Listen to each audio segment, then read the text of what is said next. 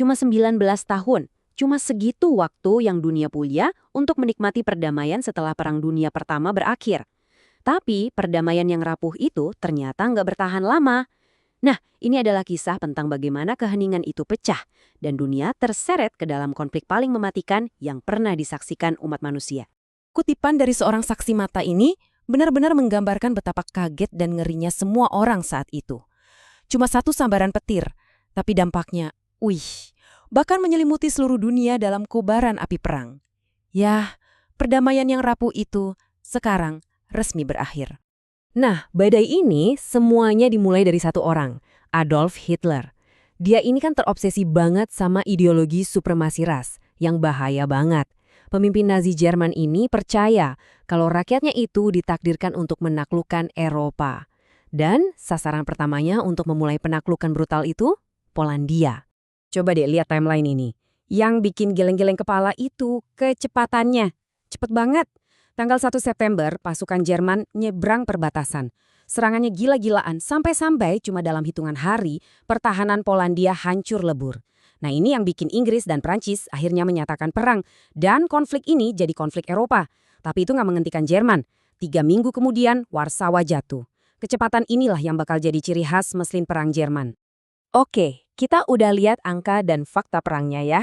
Tapi di balik semua itu, ada kengerian yang nyata yang dirasain manusia biasa.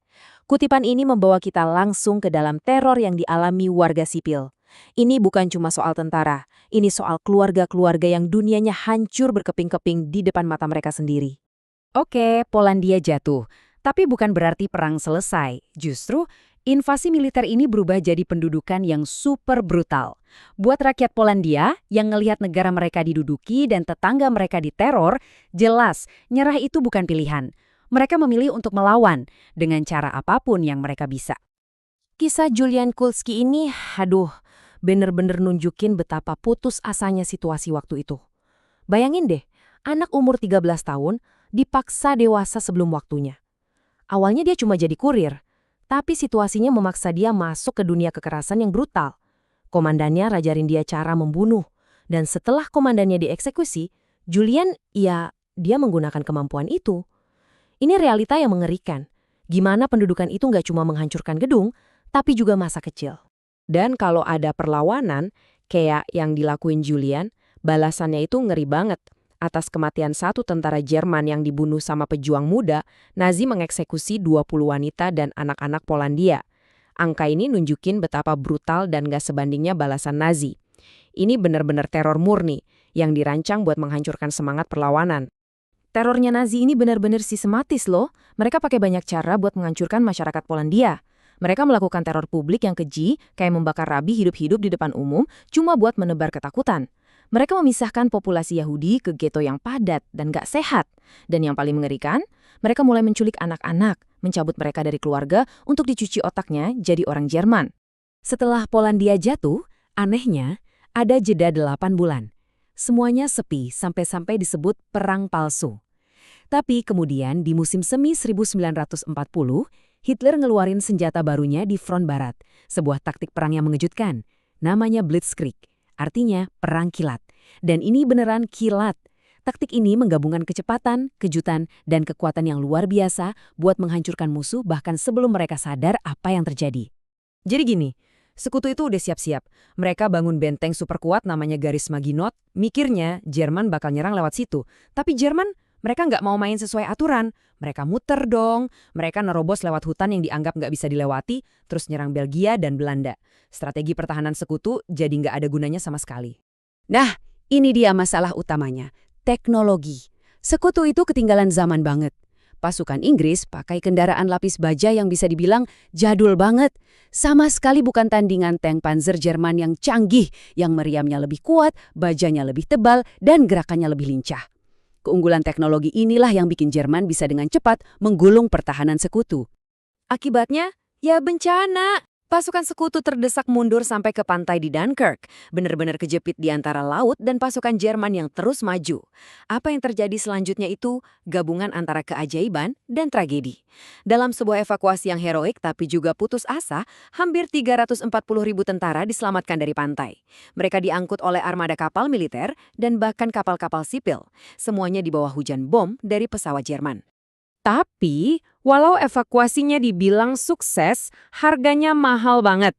Ratusan ribu emang berhasil diselamatin. Tapi, sekitar 100.000 tentara sekutu lainnya tewas atau ditangkap.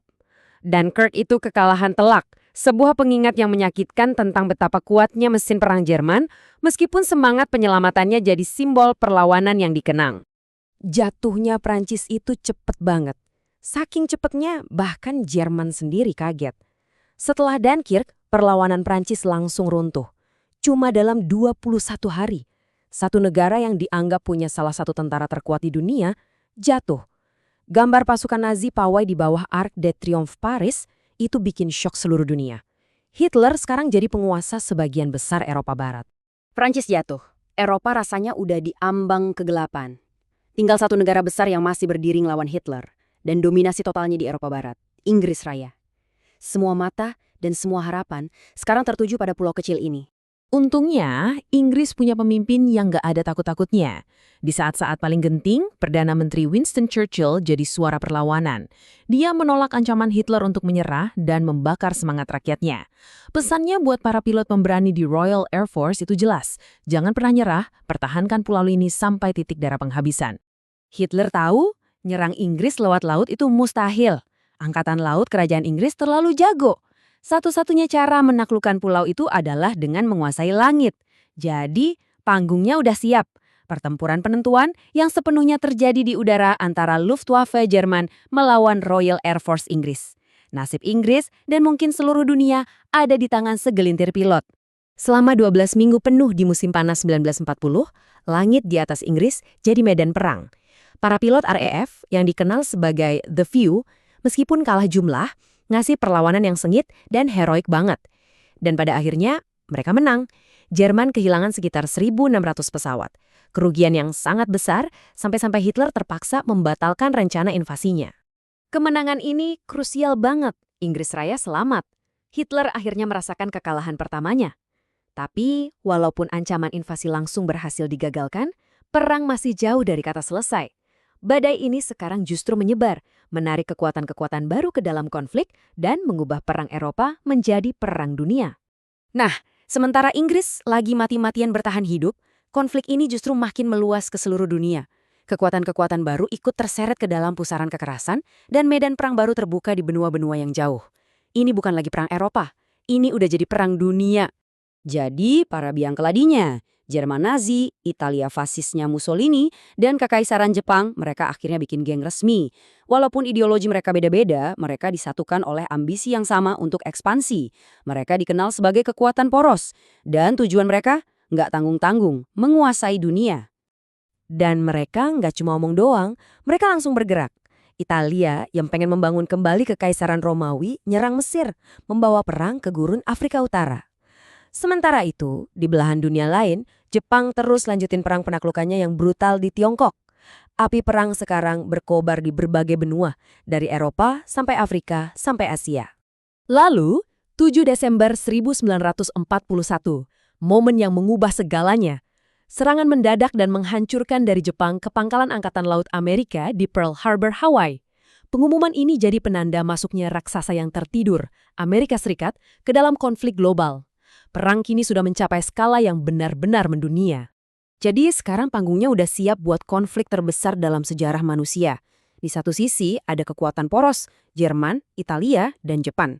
Di sisi lain, aliansi besar, Kerajaan Inggris, Uni Soviet, dan sekarang kekuatan industri Amerika Serikat. Seluruh dunia kini berperang. Pertanyaannya sekarang, apa yang bakal terjadi selanjutnya?